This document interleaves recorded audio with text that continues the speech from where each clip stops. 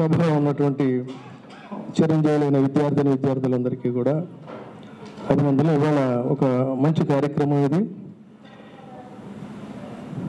సమకాలీన రాజకీయాల్లో ఈ రోజున రాష్ట్రంలో విపరీతమైనటువంటి గందరగోళ పరిస్థితులు, ప్రజలకు వాస్తవాలు చెప్పాల్సినటువంటి మీడియా కూడా బాధ్యతలను విస్మరించి కక్కుర్తికి అంటే ధనదాహానికి స్వార్థానికి లొంగిపోయి రాజకీయ పార్టీలు ఇసిరేటువంటి బిస్కెట్లకి సాగిలపడి నీచాతి నీచంగా ప్రజలను వంచిస్తున్నటువంటి నేపథ్యం.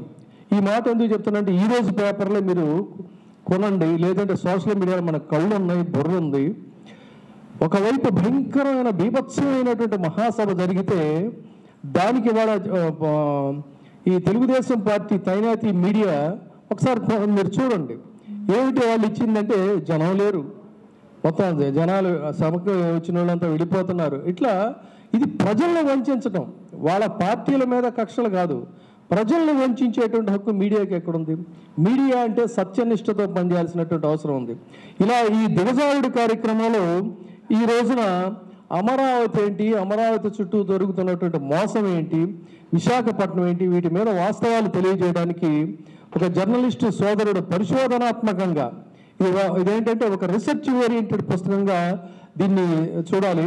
చక్కని సరళమైన భాషలో లలితంగా కలితంగా సవివరంగా అద్భుతంగా ఆవిష్కరించినటువంటి పుస్తకం ఈ భ్రమరావతి. ఈ పుస్తకం మీద బొమ్మ చూస్తే అబ్రకదబ్రా అబ్రకదబ్రా అబ్రక భ్రమరా అంటూ చంద్రబాబు నాయుడు గారు చేస్తున్నటువంటి మ్యాజిక్ని బొమ్మలోని, అంటే ఏ పిక్చర్ స్పీక్స్ 1000 words అంటారు, చాలా చక్కగా చెప్పాడు. ఈ లోపల కూడా అలాంటి బొమ్మలు ఉన్నాయి. ఏంటిది అన్నట్లయితే ఇక్కడ మనం గమనించాల్సింది, రాజకీయాల్లో 100 తరాలకి సరిపోను, అంటే మనకి ఐటీ కంపెనీల్లో పెద్ద పెద్ద ఐటీ కంపెనీలు దిగ్గజాలు ఉన్నాయి, గూగుల్ లాంటి అంతర్జాతీయ సంస్థలు ఉన్నాయి, లేదు మన దగ్గర ఇండస్ట్రియలిస్టులు ఉన్నారు. వాళ్ళని మించిన స్థాయిలో డబ్బు సంపాదించాలంటే రాజకీయాల్లో డబ్బు సంపాదించడం ఎలా అనేది ఈ చంద్రబాబు నాయుడు గారి దగ్గర నుంచి ఎవరైనా కూడా నేర్చుకోవచ్చు.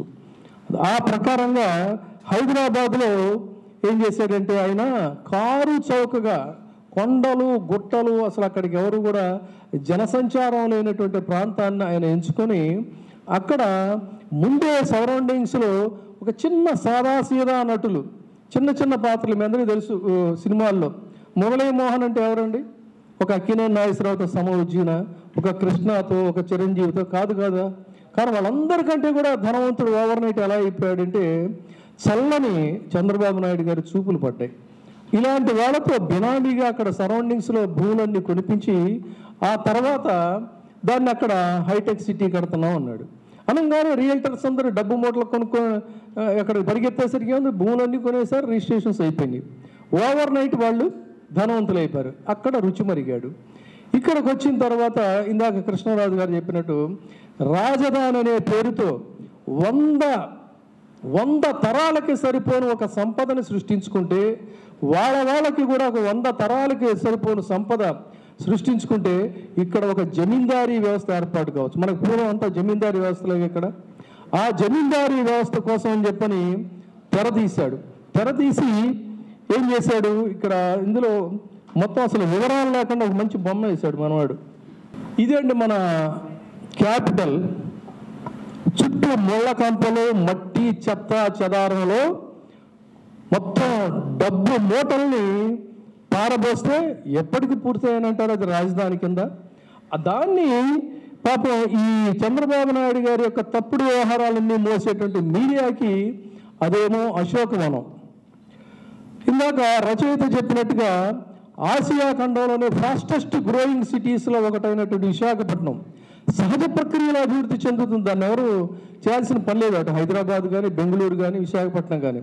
అది సహజ ప్రక్రియలో అభివృద్ధి చెందుతున్నారు. అదేమో విశోకవనం అంట, అది శోకవనం. ఎంత శాపనార్థాలు పడుతున్నారంటే మన తెలుగు వాళ్ళు, మన ఆంధ్రులు గర్వించదగినటువంటి ఒక మహానగరాన్ని దాన్ని శోకవనం అని చెప్పని నిశ్చిద్దుగా దిగజారుడుతనంతో బ్యానర్ హెడ్డింగ్ పెట్టి శాపనార్థాలు పెట్టేటువంటి ఒక నైత్యానికి పాల్పడుతున్నటువంటి మీడియాను చూస్తే అసహ్యం వేస్తుంది అనమాట. అత్యంత జుగుప్సాకరమైన పత్రిక రంగంలో దాదాపుగా 4 దశాబ్దాల అనుభవం ఉన్న నేను ఆ హెడ్డింగ్ చూసి ఇదా జర్నలిజం అని చెప్పని అసహించుకున్నా. అదేమో విశోకవనం అంటే సర్వ వినాశనాన్ని కోరుకుంటూ అక్కడంతా అందరూ కూడా శోకిస్తున్నారు. ఇక్కడ మరి రాజధాని రైతులంతా కూడా సమరం చేస్తున్నారంట. వాళ్ళు అలో లక్ష్మణాన్ని ఏడుస్తున్నారు. చంద్రబాబు నాయుడు గారు చేసిన పని కిందాక ఆయన చెప్పాడు, భూములు ల్యాండ్ పూలింగ్ పూర్తవకుండా రిజిస్ట్రేషన్స్ పూర్తవు, రిజిస్ట్రేషన్స్ అన్నీ పూర్తవకుండా 3 సంవత్సరాల్లో వాళ్ళకి రిటర్న్ ఫ్లాట్స్ ఇస్తాననేటువంటి ఒక అగ్రిమెంటు అది కంప్లీట్ అవ్వదు. ఆ అగ్రిమెంట్ కంప్లీట్ అవ్వాలంటే ముందు సిఆర్డిఏకి ఒక లీగల్ శాంక్టిటీ ఉండాలి. సిఆర్డిఏ అనేటువంటి దానికి ఒక రాజధాని నిర్మాణం కోసం తద్వారా ఆ వ్యవహారాలను చూడడానికి హడావిడిగా అసెంబ్లీలో ఆమోదింపజేసినటువంటి సిఆర్డిఏ అనేటువంటి ఒక సంస్థకి లీగల్ శాంక్టిటీ లేదు.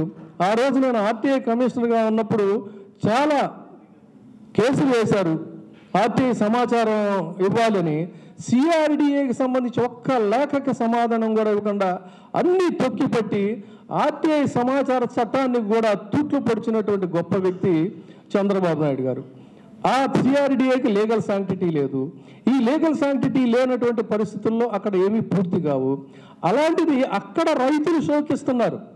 కాబట్టి ఏది శోకవనం, ఏది అశోకవనం, అత్యంత అద్భుతంగా అభివృద్ధి చెందుతున్నట్టు ఇందాక ఫ్యాక్ట్స్ అండ్ ఫిగర్స్ చూపిస్తున్నారు. విశాఖపట్నం ఎంత గ్రోత్ అంటే ఇవాళ అనేక మందికి అక్కడ ఉద్యోగాలు, ఉపాధి, అన్ని రకాలుగా అభివృద్ధి, వినోదం, పర్యాటకం, ఇలా అదేమో రకరకాలుగా పరిడివిల్లుతున్నటువంటి ఆ అశోకవనాన్నేమో ఈ వీళ్ళకి శోకవనం కింద కనిపిస్తుంది. ఎందుకంటే అక్కడ సంపాదించుకోవడానికి వీళ్ళకి లేదు కదా. ఇక్కడ అలో లక్ష్మణాల రైతులందరూ కూడా ఏడుస్తున్నారు. మీ రైతులు కూడా ఏడుస్తున్నారు. దానికి జగన్మోహన్ రెడ్డి గారిని బూచిగా చూపిస్తున్నారు, కానీ అసలు కారకుడు చంద్రబాబు.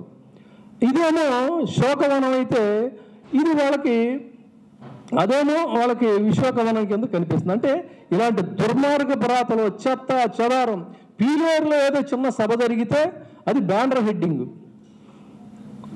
మహాజనంతో పోటెత్తినటువంటి జనంతోనేమో భీమిలీలో సభ జరిగితే అదేమో చాలా చిన్న కాలం. ఇంత దిగజారుడు జర్నలిజం, సిగ్గుసరం లేనటువంటి జర్నలిజం చూస్తే అసహించుకుంటున్నారు ప్రజలు, సగటు ప్రజలు కూడా.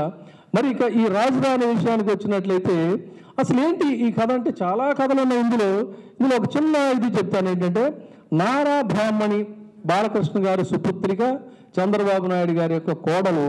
ఆవిడ 2009-11 మధ్యలో వెర్టెక్స్ వెంచర్స్ మేనేజ్మెంట్ లిమిటెడ్లో ఆవిడ ఇన్వెస్ట్మెంట్ అసోసియేట్గా ఉన్నారు.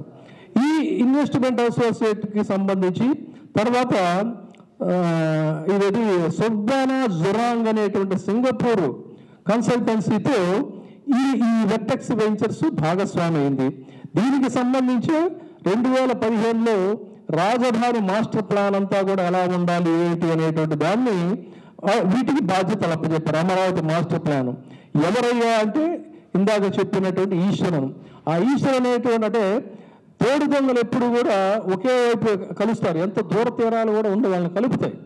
సింగపూర్లో ఇండియన్ ఆరిజిన్కి సంబంధించినటువంటి ఒక మంత్రి ఉన్నాడు అక్కడ ప్రభుత్వంలో, ఈశ్వరన్ అనేటువంటి వాడు పచ్చి అవినీతి పరుడు. వాడు చంద్రబాబు నాయుడు గారు ఇద్దరు మంచి జిగిరి దోస్తులు అనమాట, అత్యంత సన్నిహితులు. సో మనందరికి చాలామందికి తెలుసు, ఆ రోజు సమైక్య ఆంధ్రప్రదేశ్ నుంచి కూడా చంద్రబాబు నాయుడు గారు ఇక్కడ దోచేసిందంతా కూడా సింగపూర్లో దాచేశారని అనేక మంది పార్టీ నాయకులు, కమ్యూనిస్టు నాయకులతో సహా అందరూ విమర్శలు చేసేవాళ్ళు. ఇలాంటి ఈశ్వరంగా బాపత లాంటి వాళ్ళు చాలామంది ఉన్నారు అక్కడ. వీళ్ళిద్దరూ కలిసి చేశారు. అక్కడ అతగాడు అవినీతి బయటపడింది. మొత్తం వాడిని మంత్రి పదవి నుంచి పీకేశారు, వాడిని తీసుకెళ్లి జైల్లో పెట్టారు. రేపు పొద్దున విచారణ జరిగిన తర్వాత జైల్లో పెడతారు. కాకతాళీయమైనటువంటి ఆసక్తికరమైన అంశం ఏంటంటే ఈ ఇద్దరు మిత్రులు కూడా కాస్త అటు ఇటుగా అక్కడ వాడిని సింగపూర్ జైల్లో పెట్టారు, ఇక్కడేమో చంద్రబాబు నాయుడు గారిని రాజమండ్రి జైల్లో పెట్టారు. చేసిన పాపం అక్కడికి పోదు కదా.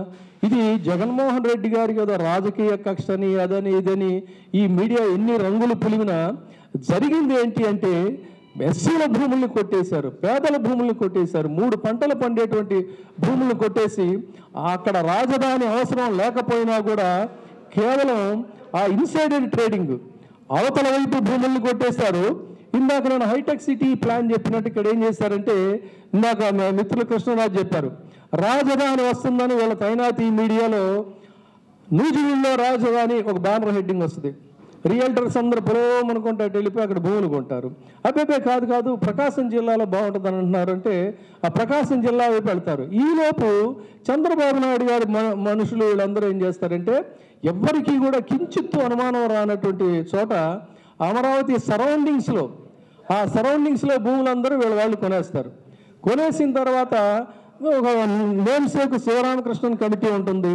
ఆ కమిటీ మాట కూడా తడచేయని పెట్టి అక్కడ వీళ్ళు కొనేస్తారు రాజధానికి. ఆ రాజధానిలో కూడా ఎస్సీలని వాళ్ళని బెదిరించి 3-4 చేతులు మారుతాయి ఈ భూమి. వాళ్ళు కారు చౌకగాల దగ్గర కొంటారు, వాళ్ళు రిజిస్ట్రేషన్ చేయించుకుంటారు. దాంట్లో జడ్జిలు ఉండొచ్చు, జడ్జిల సుపుత్రికలు ఉండొచ్చు, ఏజీలు ఉండొచ్చు, కేజీలు ఉండొచ్చు, పీజీలు ఉండొచ్చు, ఎవడెవడెవడో ఉంటారు. వీళ్ళందరికీ తలా ఒక బిస్కెట్ మొక్కేసేసి నోరు మూయించేస్తే ఆ భూమి అంతా ఉంటుంది.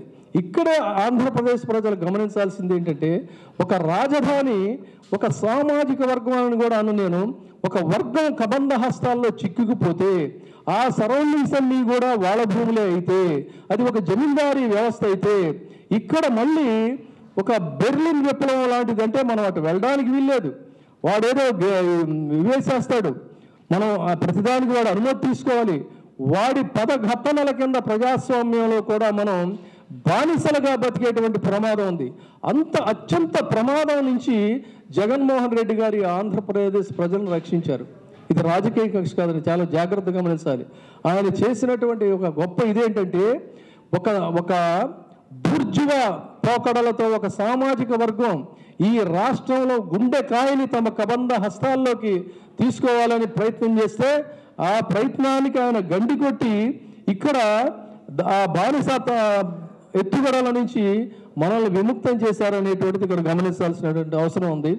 ఆ విధంగా కోటాను లక్షల కోట్ల రూపాయల్ని కొట్టేయాలనేటువంటి ఒక ప్లాను ఎక్కడైతే బెడిసి కొట్టిందో, దాంట్లో ఆ ముక్కల కోసం కక్కుర్తిపడినటువంటి నక్కలు మీడియా పేరుతో ఇవాళ అవాకులు చవాకులు పేలుతూ ప్రజా సంక్షేమ లక్ష్యంగా పరిపాలిస్తున్నటువంటి ఒక ప్రభుత్వం మీద నిత్యం కూడా అర్థం లేనటువంటి ఒక దౌర్భాగ్యపు రాతలు రాస్తున్నారు. అయితే ఆంధ్రులు చైతన్యవంతులు, ఆంధ్రులు ఆలోచించగలిగిన వాళ్ళు. జగన్మోహన్ రెడ్డి గారు చెప్పినట్టుగా ఇక్కడ ఒక క్లాస్ వార్ సృష్టిస్తున్నారు.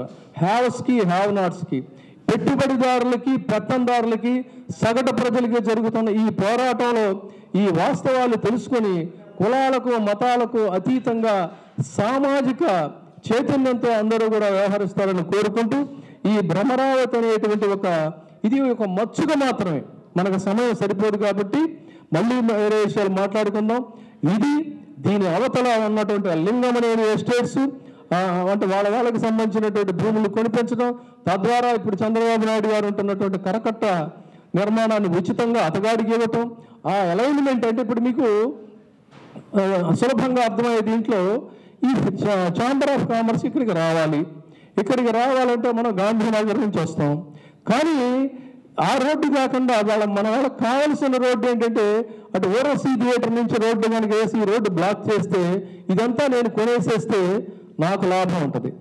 ఇలాంటి ఒక పనికిమాలిన పని ఏంటంటే, రాజధానికి వెళ్ళే మార్గాలను కూడా దారి మళ్లించి అలైన్మెంట్ మార్చి వీళ్ళు ఈ హెరిటేజ్ భూములు, ఈ లింగమనేని ఎస్టేట్స్ వీళ్ళంతా కూడా కొనుక్కున్నటువంటి నీతి రీతి ఇవన్నీ రోజు మనం మాట్లాడుతున్నాం.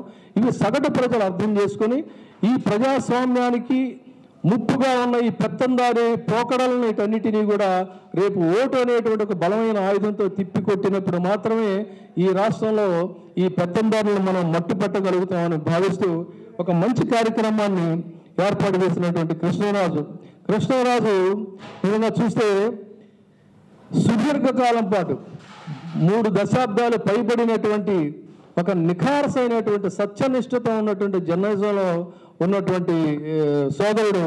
కానీ ఒక సామాజిక బాధ్యతతో ఇటీవల అతను నిర్వహిస్తున్నటువంటి కార్యక్రమాలు చూస్తే నిజంగా ఒక కార్యక్రమం నిర్వహించాలంటే చాలా కష్టం. అటు మేధాతనం ఇటు కృషి ఈ రెండింటినీ కూడా సమన్వయం చేసుకుని నిర్వహిస్తున్నటువంటి కార్యక్రమాలకి నేను ప్రత్యేకంగా మనస్ఫూర్తిగా అభినందిస్తూ రచయితను కూడా అభినందిస్తూ సెలవు తీసుకుంటున్నాను. జై హింద్.